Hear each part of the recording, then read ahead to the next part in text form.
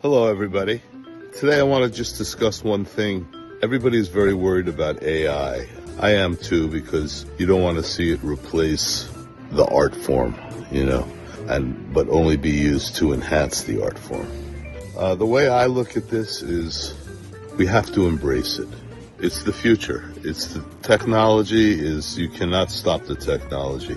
It's sort of similar to what I went through and many of my musician colleagues went through in the 80s and 90s, which was, in the 80s, everybody was doing a lot of jingles. I was doing jingles with Steve Gadd and Grady Tate, and Lil Lee, and just many great musicians, Lou Marini, Lou Soloff, Bobby Mincer, a lot of really great musicians.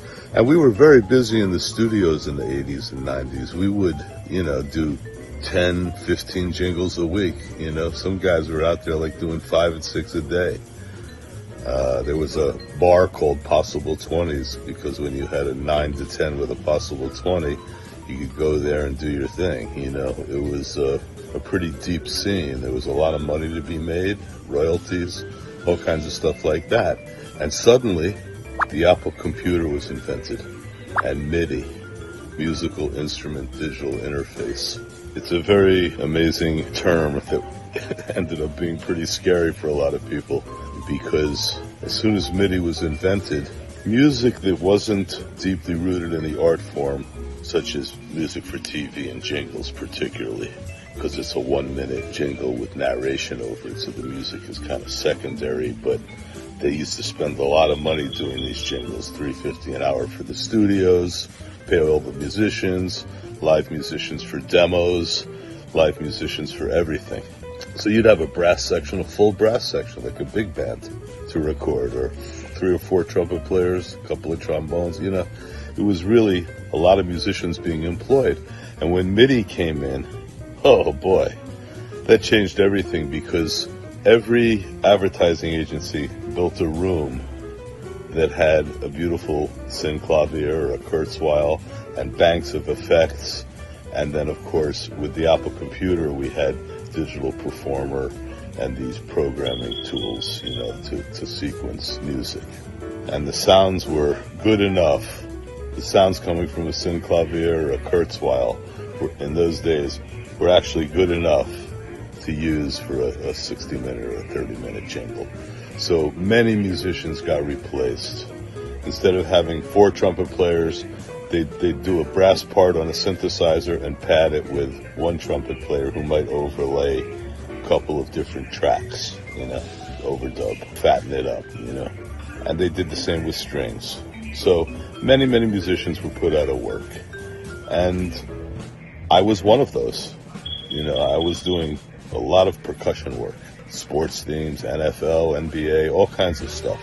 And it just all disappeared. So many musicians sat around complaining, they're taking all our work. This MIDI shit, man, it's killing us. All of that. And, that's one way to to deal with it. But I find that the best way to deal with it is go with it, So I sold my marimba to Bob Ayers for $3,000, and I bought a DX7, a Juno 60, and a MIDI Prophet 5. And a Mac Plus computer with a tiny screen. And I bought Digital Performer 1.0 and Finale 1.0. I studied the manuals a little, and I learned how to use it. I began programming some grooves, some of my own tunes, things like that. And then when the jingle writers that I had been working for found out that I had my little setup, they started using me to do demos. Mark, I got a Cadillac spot I'm bidding for. I need a funky blues thing with some vibes, or a funky blues thing with the lead sounds or something. And it's just a minute, 1 minute long of music. Can you just knock out a demo for me? So I would do it, create a little track, blow over it a little, and submit it. And if it got selected, if they got the account to this jingle agency, I would get on the date. They'd put me on the date, and they also paid me not a lot, but $150 or something for the first demo that I did. So that was a way to adapt to this, It was really bad. I mean, many musicians lost a lot of money because they couldn't get hired, and there was no reason for them to be hired. So I just went with it, and it was good. It worked out. Rodney and Jones and I started a little company together. We started ghostwriting for a few jingle producers, and it was just a way to adapt to what had happened, with the technology that really took over the music industry.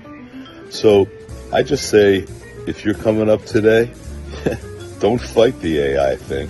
Adapt to it. If I was coming up today, I'd take a course. I told my daughter, take a course in AI. Learn more about how to use it in a better way to help your craft. You're not trying to put people out of work, but you have to use the technology to create the art, and do what you do if it can help you, As an improvising jazz musician, AI is not going to teach me how to blow solos on giant steps. That it's not going to do. And it's not going to do it for me. And I don't think that live music, seeing the New York Philharmonic playing Mahler 5, or any live orchestra or chamber orchestra, or jazz group or big band, or any kind of a live setting for music will ever get replaced. Because I don't think a lot of people are going to go to the New York Philharmonic and stare at a black curtain while the music is playing through AI or through, virtual instruments. Anyway, my suggestion is go with it. Don't fight it. It's here, and it's here to stay. Same way MIDI was, That MIDI technology is still there, but it changed. It got much more modern. Everything's done through plugins now, with Pro Tools and Logic. So just go with it. Don't fight it. Have a good day, everybody.